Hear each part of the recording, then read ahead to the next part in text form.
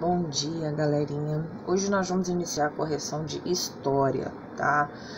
Vamos iniciar pela página 230. Aqui na primeira questão, pede pra gente voltar lá na página 220 e 221, onde mostra a foto da Câmara dos Deputados. Essa aqui é a página 220 e essa aqui é a 221. Agora a questão está perguntando o que estava sendo realizado neste dia. Tá? Neste dia estava ocorrendo a aprovação de alterações na Lei Maria da Penha. Só para relembrar, a Lei Maria da Penha é aquela lei que defende mulheres de agressões físicas em seus lares, tá? E por seus companheiros. Na segunda questão, está pedindo para explicar com as suas palavras o que o projeto de lei 44/2015, ele determina o que esse projeto está falando.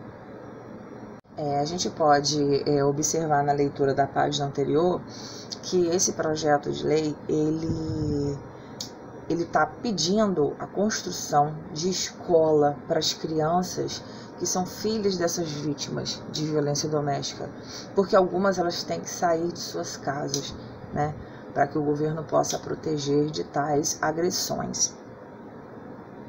Então, está perguntando qual é a sua opinião? Como você gostaria que os deputados votassem sobre esse projeto de lei? Esse projeto de lei sobre a construção de escolas para as filhas das vítimas, né? Você gostaria que os deputados eles votassem a favor ou contra esse projeto? E por quê? Né? Então, isso aí você vai pensar na sua cabecinha. O que você acha? Você acha que isso é legal, construir uma escola perto dessas casas para poder ficar mais fácil para essas mulheres que, né, precisam sair de suas casas para se proteger? Fica mais viável? É melhor? Ou vocês acham que não tem nada a ver, que tem que continuar cada um na sua escola? Tá? Eu coloquei aqui a minha opinião. Eu botei a favor. E por quê? Porque ajudaria ainda mais essas mulheres, quer dizer, ficaria muito mais fácil para elas, até mesmo se protegerem, porque elas estariam convivendo dentro de um mesmo espaço, né? Poderia ficar mais fácil para poder observar, estar de vigilância e a proteção. E aqui, na última questão, está perguntando se você pudesse criar um projeto de lei na nossa escola, o que você determinaria? Bem, eu, baseado assim em respostas de alunos, em pensamentos de alunos, coloquei maior tempo de intervalo, aulas de educação física 3 vezes por semana e etc. Você não precisa colocar a resposta como a minha. Você pode, de repente, ter um projeto de lei que você gostaria que tivesse na nossa escola diferente disso aqui.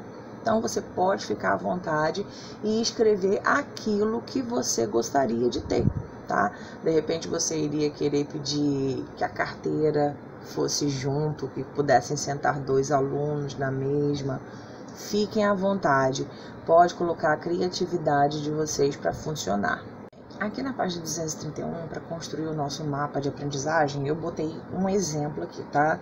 Se você fez, pode deixar do seu jeitinho, não precisa ficar igual o meu. Só que para vocês tirarem dúvida, que às vezes as pessoas ficam um pouco em dúvida o que fazer, o mapa de aprendizagem é só colocar os títulos ou falar sobre os temas que foram abordados neste capítulo. Então, vocês vão olhar onde foi o último mapa de aprendizagem e vão começar a analisar os títulos de depois até essa página. Então, aqui o que nós tivemos? Nós tivemos o surgimento do Estado, depois a origem da Mesopotâmia, apareceram as primeiras leis, reino dos faraós e a organização do Estado. A gente vai pular para a página 237. Aqui começa um novo episódio, vem falando sobre viver e morrer no Antigo Egito. Eu até mandei um videozinho de mumificação bem legal para mostrar a vocês o processo de mumificação. Com base no que vocês leram, né, sobre a religião no Antigo Egito, a gente vai utilizar essas palavrinhas para completar as frases. Com deuses representados de diversas formas, os antigos egípcios eram o quê? Monoteístas ou politeístas. Vamos relembrar, monoteístas, pessoas que têm apenas um Deus. Politeístas, pessoas que têm vários deuses. Os índios eram politeístas, tá? Eles tinham o deus Sol, a lua era um deus, o raio era um deus, tá? E os egípcios também. Então a resposta correta aqui é politeísta. Na letra B, havia deuses antropomórficos que, como Osíris, eram representados como o quê? Como seres humanos ou como animais? Eles eram representados como seres humanos. E deuses zoomórficos, isto é, eles eram representados como animais. Bem, e o que significa isso? Deuses antropomórficos eram aqueles deuses que tinham corpo de humano. Deuses zoomórficos eram deuses com corpo de animal.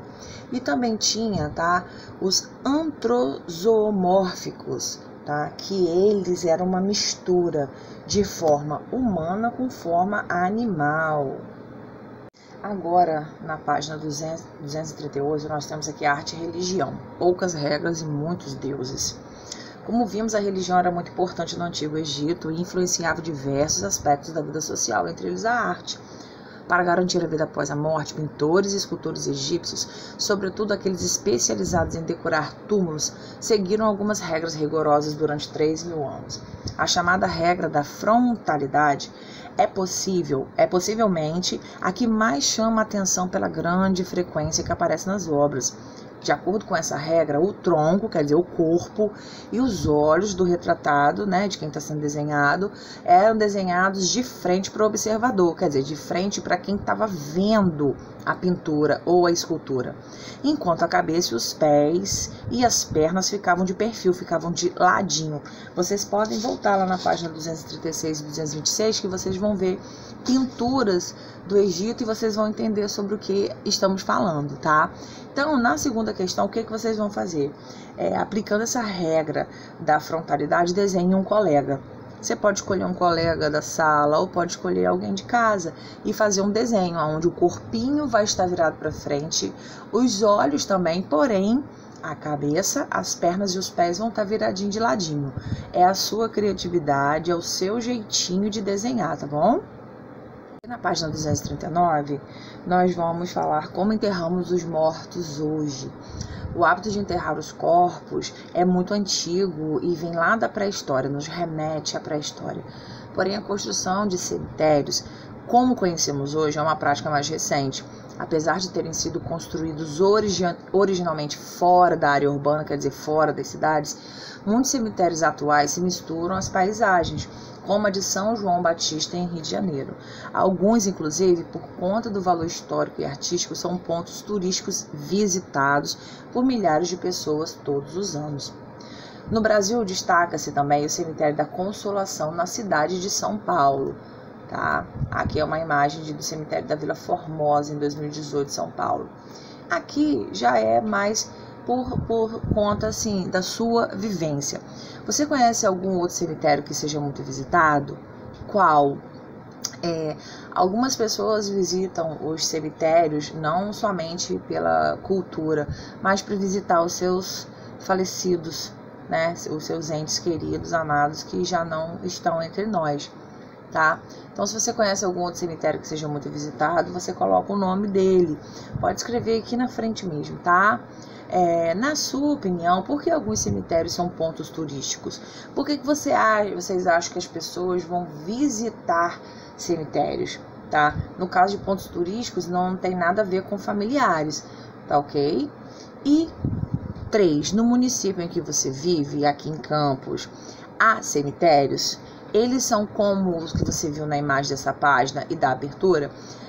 Você vai falar sobre como são os cemitérios aqui de Campos, tá? A gente pode falar sobre o Caju e falar sobre o Campo da Paz. Uma coisinha bem breve, tá? Pode colocar cemitério do Caju e se parece com esses aqui ou não. E o cemitério Campo da Paz. Bem, aqui na página 240... outro mapa de aprendizagem, tá? A gente vai partir depois daquele último que nós fizemos. Então, como que eu montei o meu aqui, ó? Viver e morrer no Antigo Egito, mumificação e julgamento. Somente isso. O mapa de aprendizagem é algo bem resumidinho, tá? É só para ter ideia daquilo que foi observado nessa etapa. Bem, aqui na página 241, vem falando: os antigos egípcios, assim como outros povos, viveram no Egito no mesmo período. Que sociedade eles eram, né? Cosmopolitas, nômades ou hidráulicas? Eles eram sociedades hidráulicas, foram aquelas sociedades que viveram à margem dos rios e sobreviviam, mesmo numa região difícil, sobreviviam por causa do rio. Na segunda questão, o texto a seguir traz descrição das 3 refeições diárias de um camponês no Antigo Egito. Era para a gente marcar de azul os produtos feitos de cevada e de vermelho produtos feitos de trigo. Então, tá aqui. De cevada, de azul, que é a cerveja, e de vermelhinho, o pão, que era feito de trigo, tá? Aqui na terceira questão, como o Brasil, o Antigo Egito, teve mais de uma capital ao longo do tempo. Era para a gente desembaralhar as letras e descobrir quais foram essas capitais. Então, aqui a gente tem Mênfis e aqui a gente tem Tebas. No finalzinho da página 241, vem uma próxima questão comentando sobre uma múmia que foi doada a Dom Pedro II, né, para o museu no Rio de Janeiro, aquele que pegou fogo. Então, o ministro, né, o ex-ministro de Antiguidades do Egito, fez um pronunciamento que está na próxima página, na página 242, aonde ele questiona, né, como que pode ter ocorrido um incêndio num museu como aquele. Foi falha, falando se foi falha do quê? Da equipe do museu ou do governo.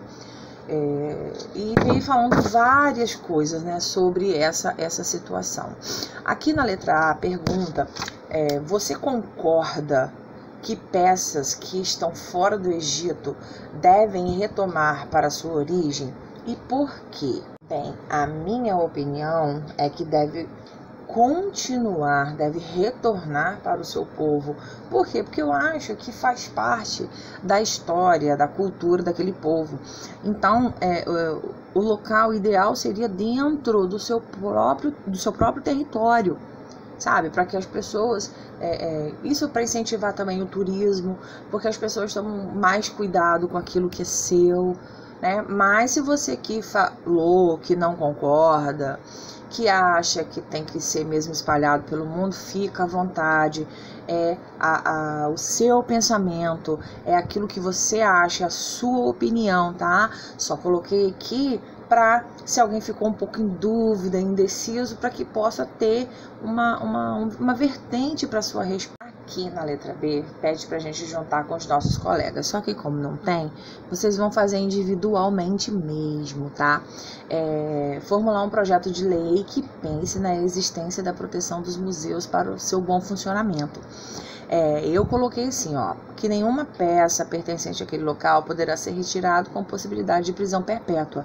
Volto a dizer, não precisa ser a minha resposta, pode ser a resposta da sua imaginação, tá? Isso aqui é uma coisa que você vai formular da sua cabeça, ok?